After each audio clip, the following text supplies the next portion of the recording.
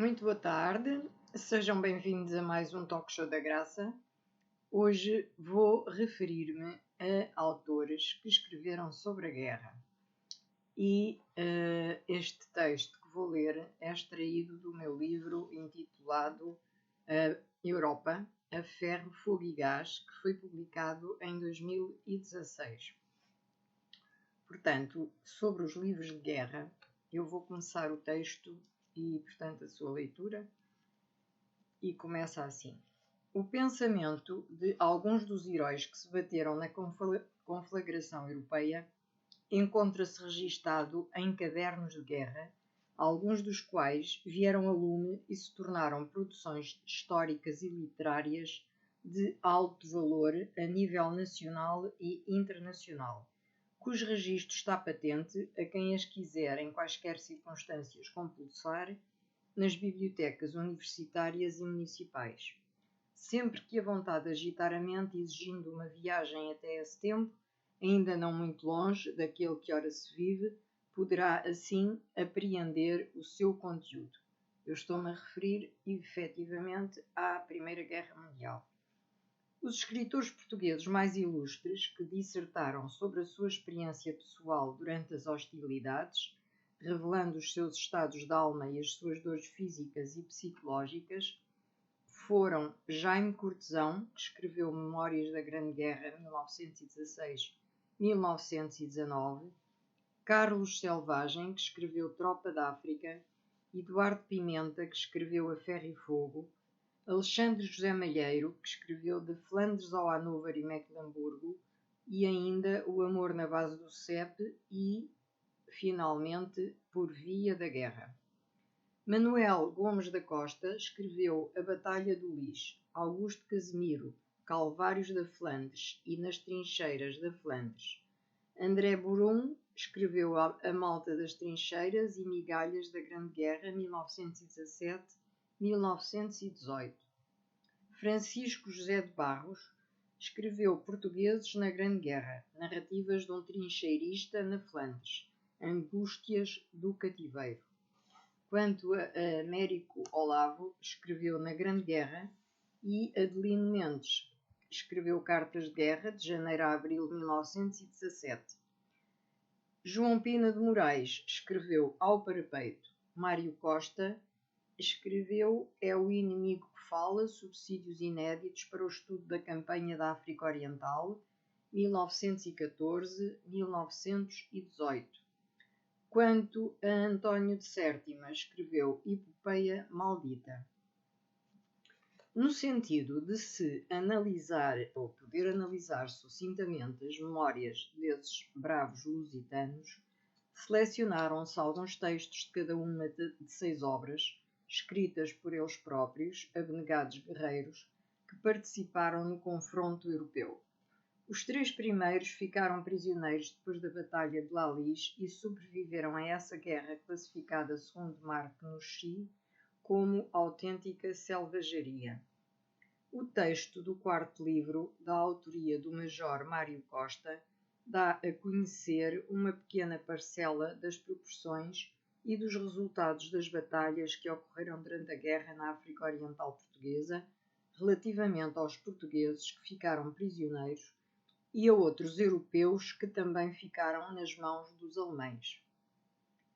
Os 2 livros seguintes, de mais 2 portugueses, A Malta das Trincheiras, Migalhas da Grande Guerra 1917-1918, de André Brum, e Memórias da Grande Guerra 1916-1919, de Jaime Cortesão, mostram outra faceta dos acontecimentos pós-conflito, porque ambos os autores ficaram presos durante a guerra, não em território inimigo, mas na própria pátria por motivos políticos, quando regressaram da conflagração europeia.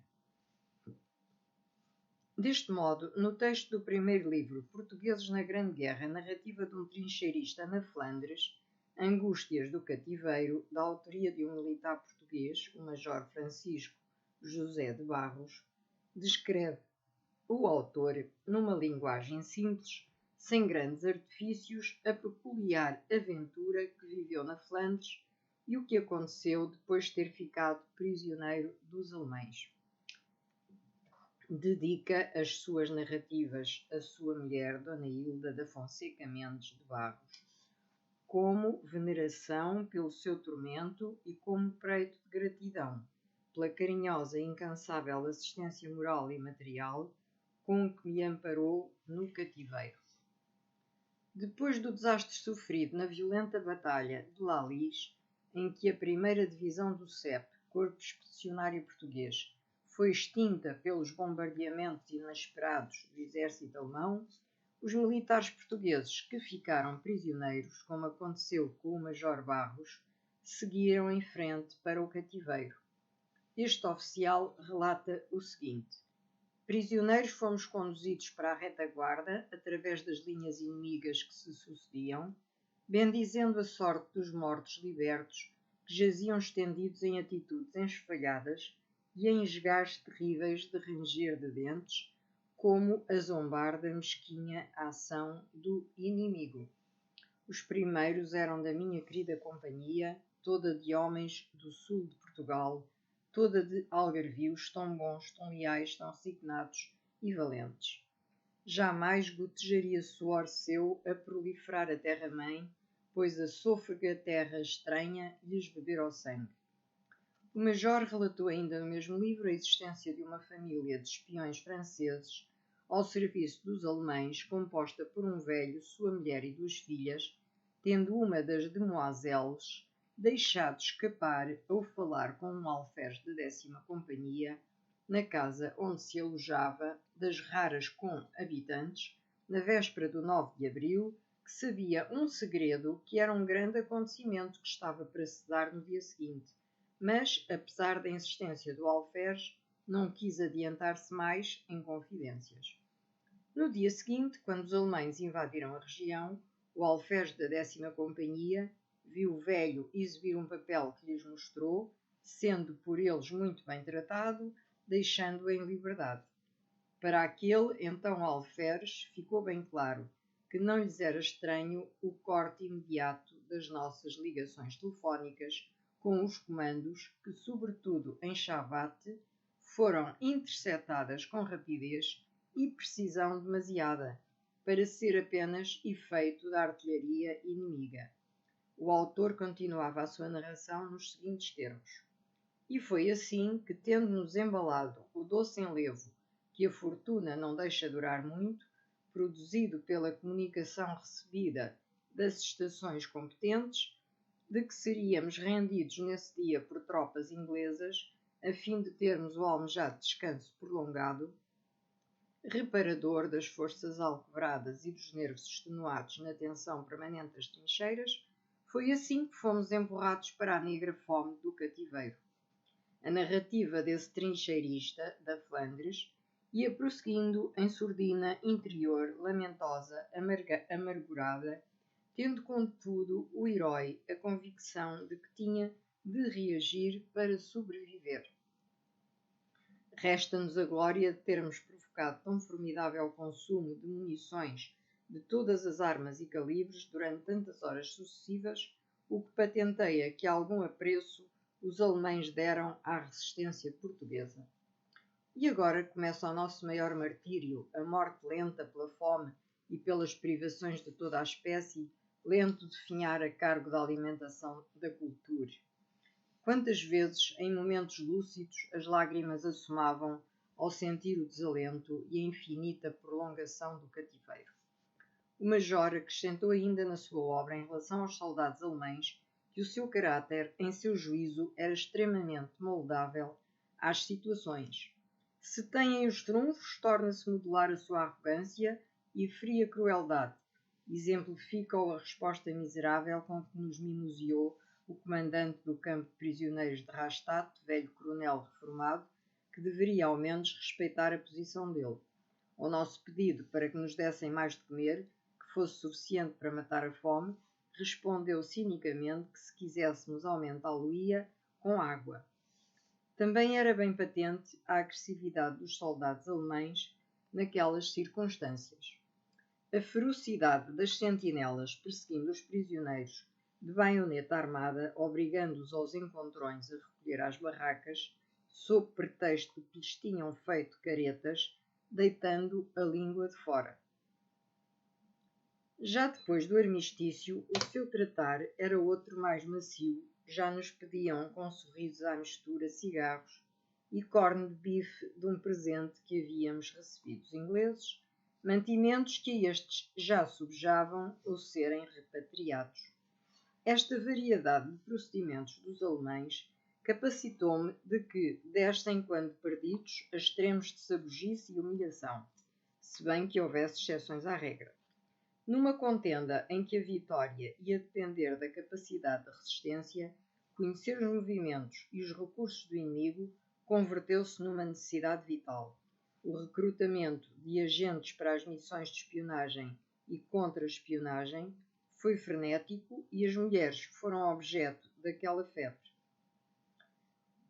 Portanto, este é o contexto mínimo que eu extraí do primeiro livro que citei. O texto do segundo livro, da autoria de Américo Olavo Correia de Azevedo, intitulado Na Grande Guerra, é uma obra memorialista que descreve com precisão os factos que antecederam a catastrófica Batalha de La Lys, que terminou com a derrota dos portugueses pelas forças germânicas. Relata o autor, um funchalense, que à época era capitão, a sua visão dos acontecimentos. De 7 para 8 de abril tinha havido necessidade de alterar a organização dos subsetores. Os nossos efetivos, cada vez mais reduzidos pelo facto da suspensão de envio dos contingentes mensais desde dezembro, não permitiam estabelecer sobre uma tão grande extensão mais do que uma tênue cortina de soldados sobre as trincheiras, sem apoio seguro à retaguarda. Resolviam, pois, forçados pelas circunstâncias, dolorosamente talvez, pela situação que nos criavam, entregar o extremo direito do nosso setor aos ingleses. Era uma vergonha mais sobre a outra, já sofrida, de termos decaído de corpo de exército à simples situação de divisão ligada a um corpo inglês. Dos 4 setores de Fauquissart, Champigny, Neuve-Chapelle e Ferme-du-Bois, passaríamos, pois, a guarnecer apenas 3. À última hora, porém, chegou a comunicação de que os ingleses não dispunham das tropas com que contavam, que as haviam mandado para a frente de Amiens, e tornou-se, então, a formosa ou a forçosa resolução de esticar as nossas forças sobre toda a antiga frente, da qual fizemos apenas 3 setores, com a total extensão dos 4. Encontrávamos-nos nesta precária situação, quando sobre nós desabou a formidável ofensiva de 9 de abril. A rendição far-se-ia na noite de 9 para 10, devendo chegar na manhã de 9 os oficiais que vinham proceder ao reconhecimento. Às 4h15 precisas, rebentou sobre uma frente de grande extensão um formidável bombardeamento. Liguei para o batalhão e pedi SOS comunicando a situação. Do batalhão dizem, porém, que a ligação para a artilharia estava avariada, sendo conveniente lançar eu os foguetões de pedido de socorro. Um dilúvio de ferro abate-se constantemente sobre nós. As granadas chovem constantemente, ininterruptamente sobre nós, aumentam a intensidade do nevoeiro que nos envolve e um cheiro acre de mostarda começa a fazer-se sentir, as narinas e a garganta queimam, a respiração acelera-se, torna-se opressa, dolorosa, a cabeça perturba-se. Bombardeavam-nos com gás e defendemos-nos colocando as máscaras. Quando atingimos a segunda linha, fomos avistados pelos inimigos, que nos gritaram para pararmos. Ao desembocarmos então sobre a trincheira que corre sobre a nossa direita, surgiu-nos na frente junto de nós uma coluna alemã que cruzou as armas guarnecidas de baionetas. Um passo mais e seríamos crivados de golpes. Cercaram-nos aos 6 homens que nós éramos então, e a partir desse momento toda a esperança de salvação nos abandonou e nós não fomos mais lutadores decididos, mas vencidos, caminhando sob escolta, sucumbidos ao peso da derrota para o cativeiro, para vivermos por tempo incerto sob o jugo da brutal e bárbara Alemanha. O terceiro livro a que se faz referência foi escrito pelo coronel alemão pelo coronel Alexandre Malheiro, que legou ao país uma obra de enorme valor histórico e literário. Em Da Flandres ao Hannover e Mecklemburgo, o autor retrata inicialmente a guerra, descrevendo a epopeia dos portugueses na Batalha de Laliz e a forma como enfrentaram os alemães. Num péssimo estado físico que já durava há dias, mal alimentados e exaustos com problemas de toda a ordem, tinha-lhes sido comunicado pelo comando que seriam rendidos pelos ingleses na noite que antecedeu o confronto. No entanto, lutaram com grande valentia, não dando tréguas ao inimigo, cujos bombardeamentos foram constantes. No entanto, as baterias dos portugueses trabalharam sempre sem parar até ao último cartucho. Os alemães, aproveitando as informações que lhes foram transmitidas pela espionagem, sabiam que esse setor onde permanecia o CEP se encontrava desprotegido porque os ingleses, que não apareceram para render as tropas portuguesas, tinham enviado o grosso da sua artilharia para o Somme.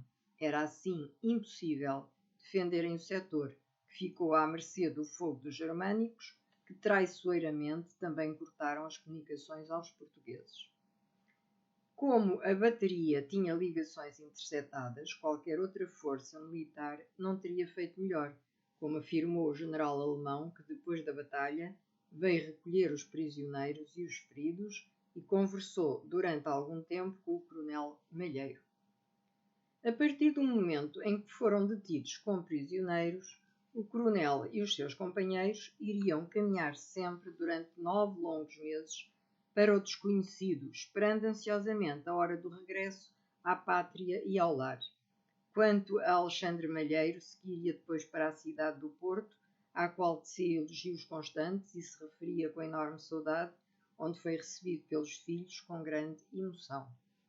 Durante o período de cativeiro, optou por se ocupar com a escrita das suas notas sobre as viagens que eram obrigados a realizar intercativeiros e sobre o ambiente nos diferentes campos de prisioneiros por onde foram obrigados a permanecer. Sempre que podia, vinha escrever ao ar livre para escapar ao ruído que faziam os seus companheiros de quarto, tendo sido essa a melhor distração que usufruiu durante aquele período negro da sua existência. A primeira edição do livro que dedicou ao ilustre ministro de Portugal em Haia, o Sr. António Bandeira, como testemunho solene de infinita gratidão, descreve todos os trabalhos e sofrimentos por que passou, juntamente com os seus camaradas. Essa obra, cujos 2000 exemplares publicados em 1919 esgotaram, foi reeditada pelos mesmos editores de Lisboa, Fernandes e Companhia Limitada, 6 anos depois, conforme afirma o autor no prefácio da primeira edição. Nessa segunda edição, o autor dedicou o seu livro aos oficiais da 6ª Brigada de Infantaria do CEP. Através da multiplicidade de cidades que Malheiro e os militares foram atravessando em território alemão, devido às suas viagens de comboio, pode-se constatar que o coronel apreciava demasiado a natureza e descrevia as principais características das paisagens de todas as regiões por onde passavam, desde dormidas em barracas, em abrigos, a hotéis mobilizados, para a passagem de oficiais prisioneiros e aos horríveis campos onde ficaram detidos. Alexandre e os companheiros iam encarando esses dissabores com o maior positivismo possível, na esperança de um dia embarcarem finalmente para Portugal. Os atores neste livro, agem e interagem com os outros presos e com a sociedade civil com grande educação e respeito, e assim foram sobrevivendo desde Lille a Rastatt, de Rastatt até Karlsruhe, daí para o Hannover, até chegar ao pantanoso campo de Fuchsberg, onde permaneciam prisioneiros franceses há 4 anos, e finalmente a mudança para o campo de Briessen, na região de Mecklemburgo. Tudo suportou este grupo de civilizados e estoicos portugueses, desejosos de verem chegar a hora da sua libertação. A falta de correspondência do então tenente-coronel fez-se sentir desde 3 de abril a 9 de julho de 1918, data em que finalmente recebeu uma carta do filho relatando que tudo estava bem com a família. Depois disso, passou a receber as cartas regularmente. É frequente o relato de episódios ligados à alimentação e à descrição da fome que passaram. Era sempre miserável a quantidade de pão que lhes distribuíam. A sorte começaria mais tarde a sorrir-lhes com a distribuição de umas encomendas que tinham chegado ao campo destinadas a oficiais romenos que já tinham partido.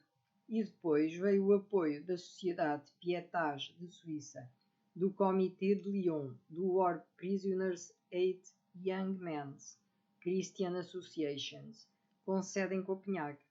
Quando Malheiro não tinha alimentos, houve sempre camaradas que quiseram distribuir com ele o pouco que tinham. Por aqui fica demonstrado que a amizade e a solidariedade foram as verdadeiras forças vencedoras na guerra.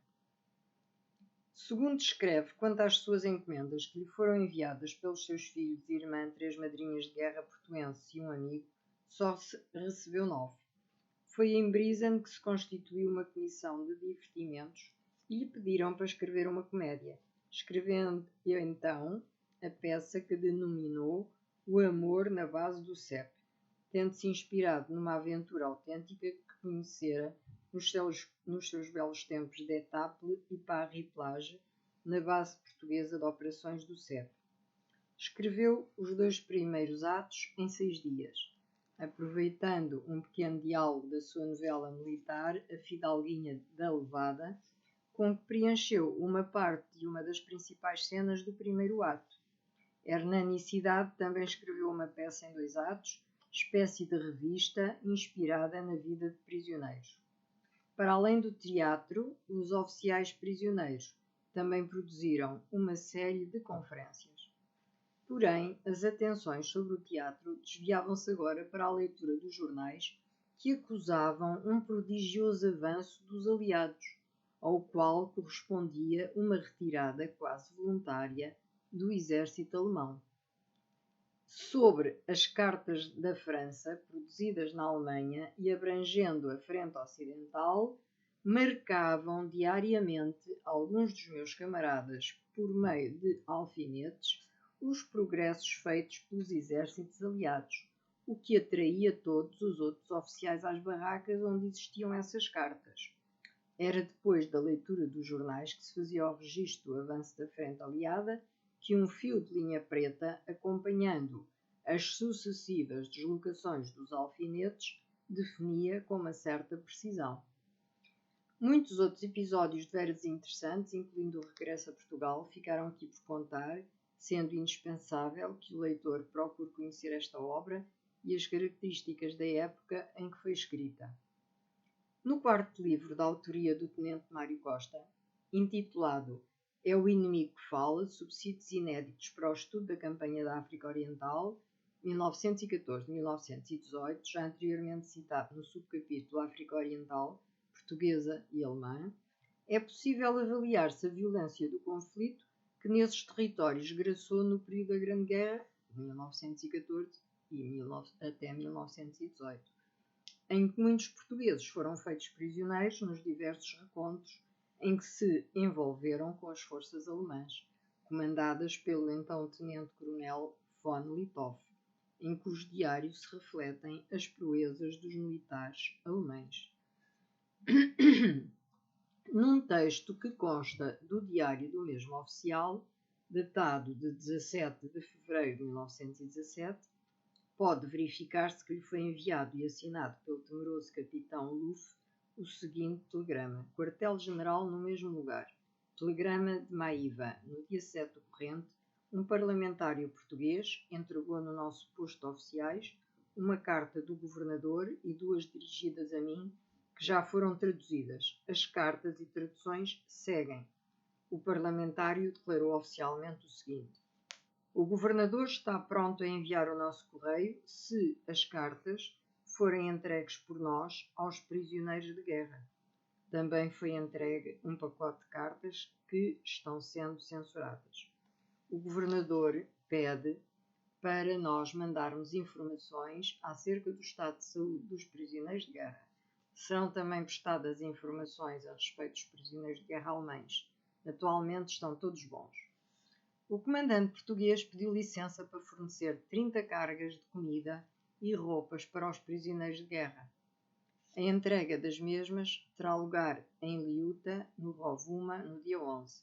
Quando eu protestei contra o uso de balas Dum-Dum em Nevala, o comandante pediu uma amostra. Esta ser-lhe-á fornecida quando cá vier outro parlamentário. O quinino para a colónia que eu pedi para ser restituído já vinha a caminho. Na carta para Sua Excelência ao Governador referimos a este assunto.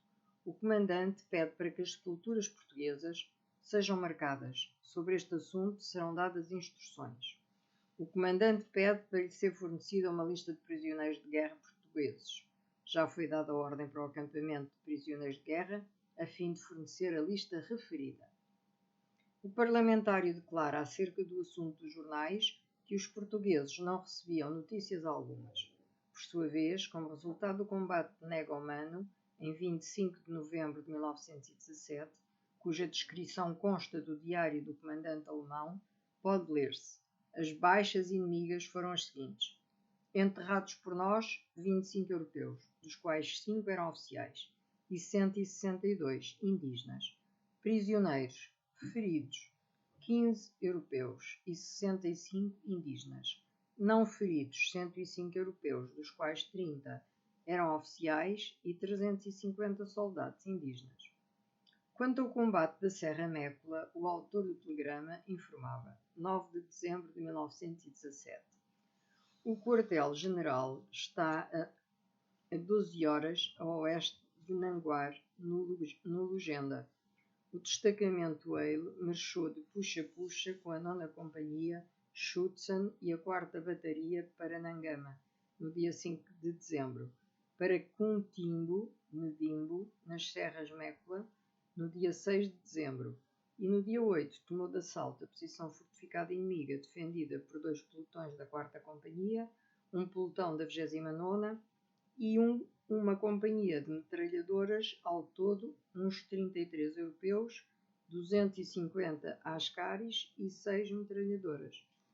13 ascaris inimigos foram enterrados por nós. Foram feitos prisioneiros 28 europeus, incluindo 10 oficiais, um dos quais ferido, e um médico, 36 ascaris, 7 dos quais feridos, 3 moleques do hospital e um outro moleque. As nossas baixas foram as seguintes: um carregador morto e 4 europeus, 10 ascaris, 5 carregadores e um moleque feridos. Do diário do comandante alemão extrai-se ainda, com data de 3 de julho de 1918, o seguinte texto, depois de se ter iniciado na antevéspera, dia 1 de julho, o ataque de Nhamakura. Quartel-General em Nhamakura. O ataque continuou com o auxílio da peça de 7 cm e da de 4 cm,7. Quando à tarde notámos que alguns homens estavam saindo das trincheiras, assaltámos a posição. Parte da guarnição foi feita prisioneira. A maior parte fugiu. Durante a perseguição, uma grande parte do inimigo foi empurrada contra o rio Nhamakura, morrendo afogados bastantes homens. Baixas do destacamento POP nos dias 2 e 3 de julho. 5 ascaris e um carregador mortos, 2 europeus, 4 ascaris e 2 ruga-rugas feridos. Baixas inimigas, mortos, 2 ingleses, 1 português e 31 ascaris. Afogados no rio, 4 ingleses e uns 100 ascaris. Capturámos 33 europeus, incluindo 4 sargentos ingleses e 7 oficiais portugueses, e 19 sargentos, também portugueses, 3 deles feridos, 42 ascaris e 13 carregadores. A tripulação foi feita prisioneira, incluindo um médico inglês, e apreendida a carga 121 caixas de munições inglesas, uns 800.000 cartuchos e uma carga para o hospital. Começámos imediatamente a fazer a distribuição dos despojos juntamente com as do destacamento Müller. No dia 4 de julho de 1918, consta ainda do diário: despojos de Nhamakura. As tropas foram equipadas com espingardas portuguesas. Apreendemos 284 espingardas portuguesas, 160 espingardas inglesas, 147.000 cartuchos portugueses e 188.000 cartuchos ingleses. Os alemães fizeram depois correr o boato que iam atacar Quelimane, tornando assim bastante inquietante a situação da vila, onde foi logo dada ordem de embarque nos cruzadores, das mulheres e crianças, bem como dos valores do banco, e se tomaram disposições de defesa contra a possibilidade daquele ataque. Em Nhamakura, verificou o comandante von Litoff que muitos soldados indígenas dos ingleses eram já recrutados na África Oriental Alemã, incluindo também bastantes antigos soldados alemães, de onde se prova a facilidade com que um soldado indígena se pode alistar sob diferentes bandeiras, continuando a ser bom soldado. Para nós, verificou-se neste combate a dificuldade de cooperação com os ingleses, resultante do nosso infeliz desconhecimento mútuo. Von Litoff diz que se demorou em Nhamakura para poder fazer uma demonstração na direção de Moçambique, onde havia grandes depósitos dos aliados. Em agosto, o plano de Von Litoff era marchar para oeste, em direção a Blantyre, no Nyasaland, mas os obstáculos de rios e pântanos ao sul do lago Nyassa fizeram-de preferir retirar para a antiga colónia alemã e perturbar os ingleses, que suporiam que ele se dirigia sobre Tabora. O combate de Nhamakura foi a última ação importante dos portugueses no período do comando do coronel Sousa Rosa, que em 7 de julho regressava à metrópole. Foi nomeado comandante em sua substituição o general Costa Gomes, meses antes de regressar da França, o qual, porém, só chegou a assumir o comando em 21 de dezembro, depois do armistício.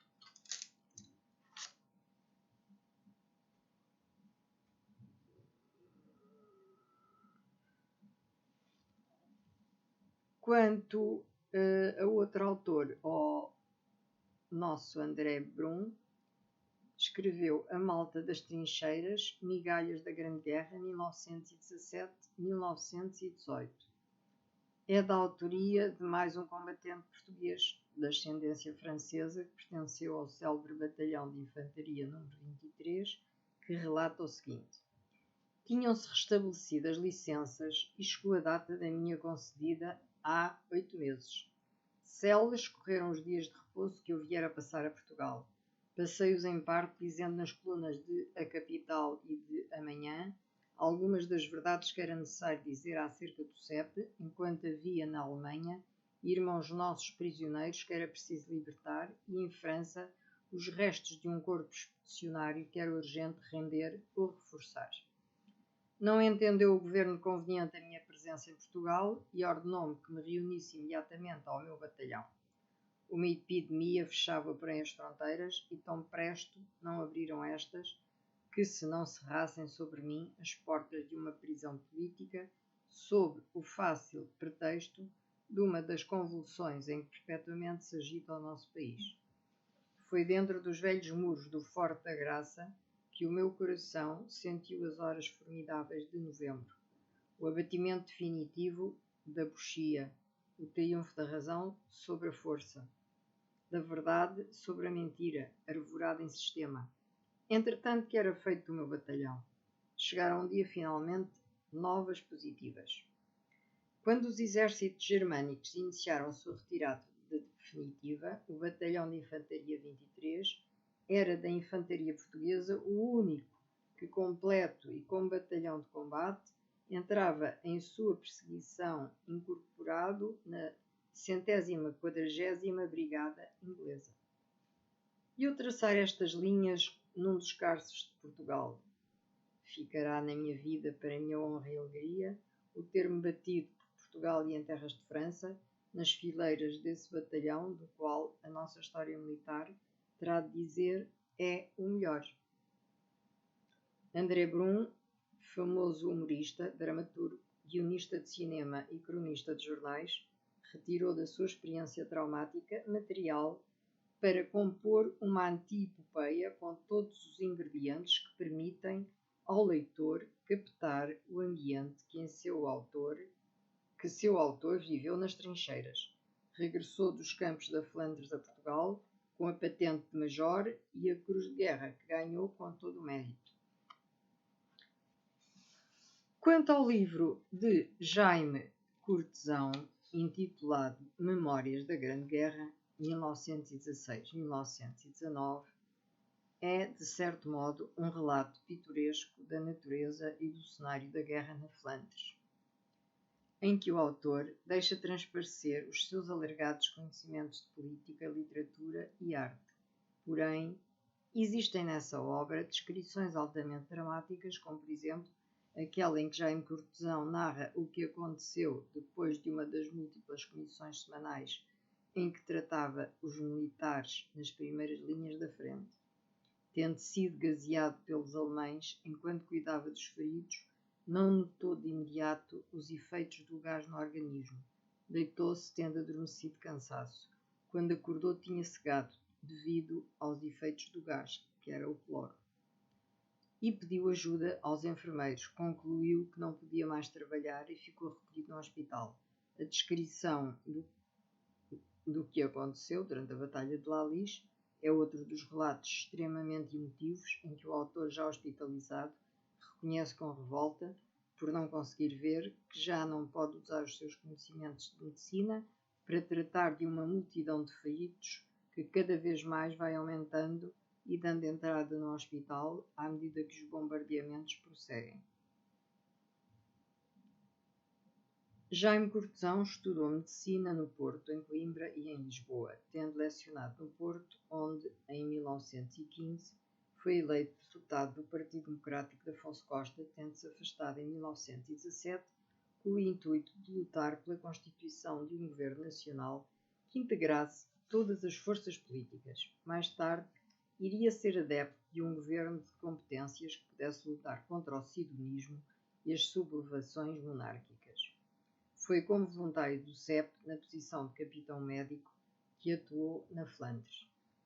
São verdadeiras obras-primas os seus textos, como, por exemplo, a descrição que faz de um almoço com o pintor Adriano Sousa Lopes, que se encontrava nas trincheiras para captar os cenários e modelos para os seus quadros sobre a guerra. Desse episódio poderão extrair-se as seguintes palavras do autor. Pois é verdade, ainda não lhes disse. Oferecemos ontem um almoço, e um almoço a um pintor. Era o nosso pintor da guerra, Sousa Lopes. Já tinha visto lá pela Lisboa uma exposição sua, mais que suficiente para lhe ter amor, como se tem a um grande artista da nossa terra. Mas também lhes digo, se o não admirasse ainda, começava a admirá-lo agora, porque, enfim, para pintar a guerra, veio fazer os cartões para as trincheiras.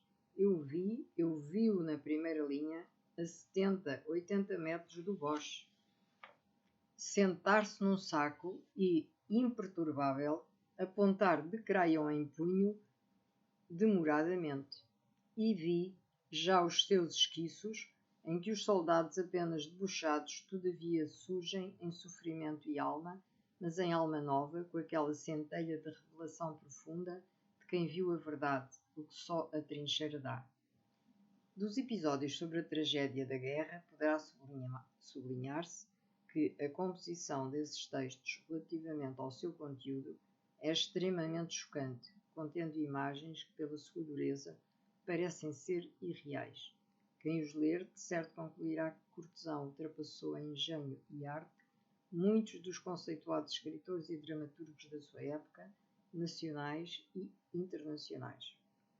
Já no final da obra, no capítulo intitulado Às Grades, o autor descreve ainda: Janeiro de 1919.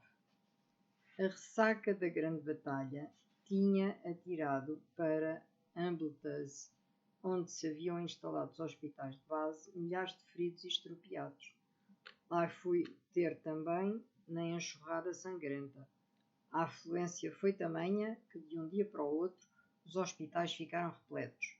Estropiado, febril, devastado pela intoxicação e quase cego de novo, errei naquela vila marítima durante todo o primeiro dia sem encontrar lugar onde me abrigasse. Um acaso deparou-me o Major Médico Azevedo Gomes, que me instalou na sua própria casa, onde residia com os demais oficiais da Cruz Vermelha. Passados alguns dias, o primeiro pavilhão do respectivo hospital começava a funcionar e fui transferido para lá. Aí vim a convalescer de parte dos meus males, graças aos cuidados gentis das damas da Cruz Vermelha, cujo desvelo para com os feridos de guerra foi infinitamente carinhoso. Depois, pouco a pouco, os que tinham sido mais feridos tiveram licença para vir convalescer a Portugal. Voltámos à pátria. Todavia, à minha volta, ato a ato, desenrolava-se a tragicomédia dezembrista, envolvendo tudo e todos em ondas turvas. Homens de tendências as mais diversas tinham encontrado a palavra milagrosa sobre que assentar o seu escuro pacto. O combate à demagogia. Começaram a prender-se aos milhares por simples suspeitas. Os republicanos, quando estes acrescentaram a qualidade de oficiais do CEP, eram por via de regra encarcerados. Quando ainda fraquíssimo repousava com licença da junta para me tratar em sanatório, prenderam-me e encerraram-me numa cela de peniche.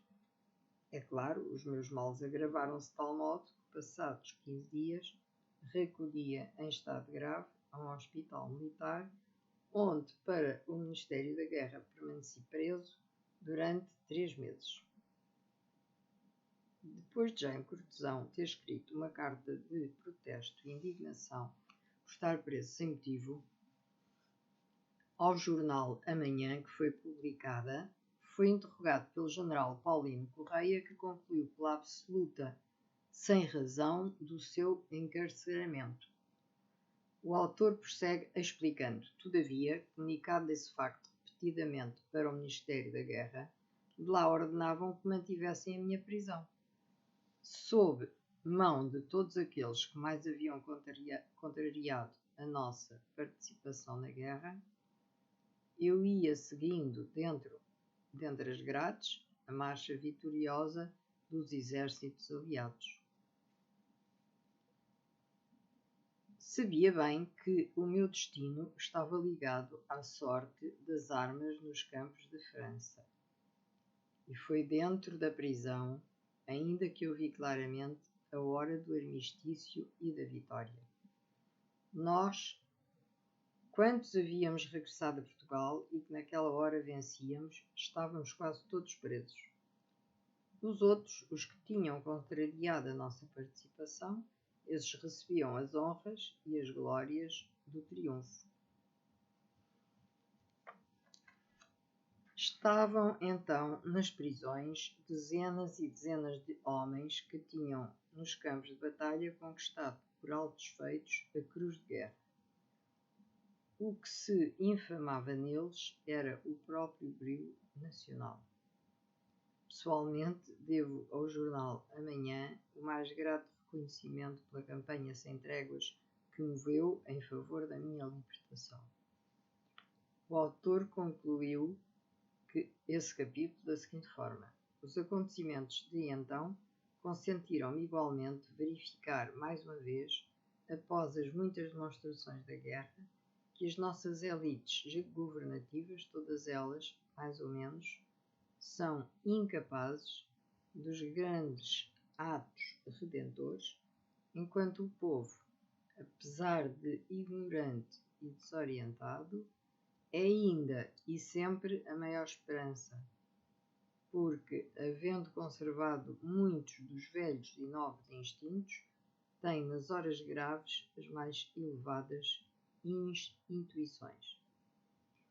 E assim termino por hoje com a leitura desta obra que efetivamente nos deixa a pensar sobre o que é que sofreram e mesmo regressados a Portugal terem que ser presos, portanto, devido aos problemas políticos que cá graçavam, e finalmente dá-se o armistício, o que permite que eles sejam soltos. E estes belíssimos livros estão à disposição de todos, pelo menos nas bibliotecas municipais, portanto, porque estes livros antigos estão praticamente esgotados, não é? Mas vale a pena lê-los, porque contêm muita coisa, muito material informativo bélico e a nível de sentimentos e, portanto, nobreza de alma. São livros que é para ler e reler. E aqui fica então, desejando uma boa Páscoa para todos e até uma próxima live. Boa tarde.